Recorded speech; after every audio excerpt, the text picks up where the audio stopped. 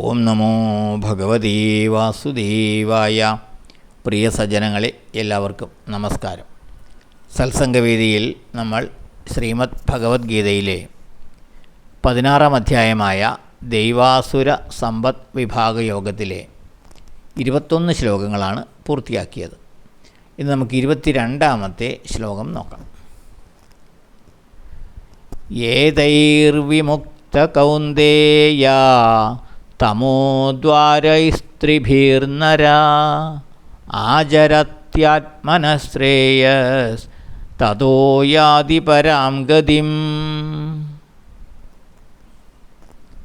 കൗന്ദേയ, ഹേ കുന്തിപുത്ര, തമോദ്വാരൈർ, തമോഗുണ കാരണങ്ങളായ, ഏതൈർ ത്രിഭിർ വിമുക്ത, ഈ മൂന്നിൽ നിന്നും മുക്തനായ, അതായത് കാമ, ക്രോധ, ലോഭ,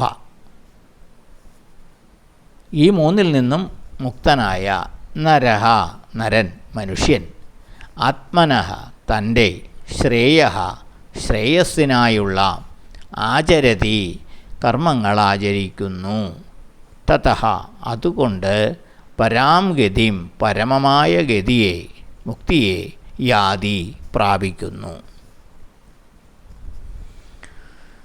ഹേ കുന്തിപുത്ര, തമോഗുണ കാരണങ്ങളായ ഈ മൂന്നിൽ നിന്നും മുക്തനായ മനുഷ്യൻ തൻ്റെ ശ്രേയസ്സിനായുള്ള കർമ്മങ്ങൾ ആചരിക്കുന്നു. അതുകൊണ്ട് അയാൾ പരമമായ ഗതിയെ അഥവാ മുക്തിയെ പ്രാപിക്കുന്നു. മനുഷ്യൻ തൻ്റെ ആത്മീയ പുരോഗതിയെ തടസ്സപ്പെടുത്തുന്ന കാമം, ക്രോധം, ലോഭം എന്നീ 3 ശത്രുക്കളെപ്പറ്റി കരുതലോടെ ഇരിക്കണം. ഇവയിൽ നിന്നും എത്രത്തോളം ഒഴിഞ്ഞു നിൽക്കുന്നുവോ അത്രത്തോളം അയാളുടെ ജീവിതം പരിശുദ്ധമായിത്തീരും. ഭക്തിയുത സേവനത്തിലൂടെ ആത്മസാക്ഷാത്കാരത്തിൻ്റെ അത്യുന്നതിയിലേക്ക് ഉയരാനാകും. ആസുരിക പ്രകൃതികൾക്കും ദൈവപ്രകൃതിയിലേക്ക് തിരികെ വരാനാകും. അതിന് ദൃഢചിത്തതയോടെയുള്ള ശ്രമം ആവശ്യമാണ്. ആസുരികതയിൽ തന്നെ രമിക്കുവാൻ പ്രത്യേക ശ്രമത്തിൻ്റെ ഒന്നും ആവശ്യമില്ല. സ്വാഭാവികമായി ആസുരികതയിൽ നിന്ന് കൂടുതൽ ആസുരികതയിലേക്ക് പോയിക്കൊണ്ടേയിരിക്കും. കാമക്രോധ ലോഭങ്ങളെ മറികടക്കാൻ കഴിഞ്ഞാൽ ദൈവികത തനിയേ വന്നുചേരും. ശ്രേയസ്സിനാവശ്യമായ പുണ്യകർമ്മങ്ങളിൽ താൽപ്പര്യം ജനിക്കും. അങ്ങനെ പരമമായ ഗതിയെ അഥവാ മുക്തിയെ പ്രാപിക്കുവാനും സാധിക്കും. രത്നാകരൻ എന്ന കള്ളൻ എങ്ങനെയാണ് വാൽമീകിയായത്?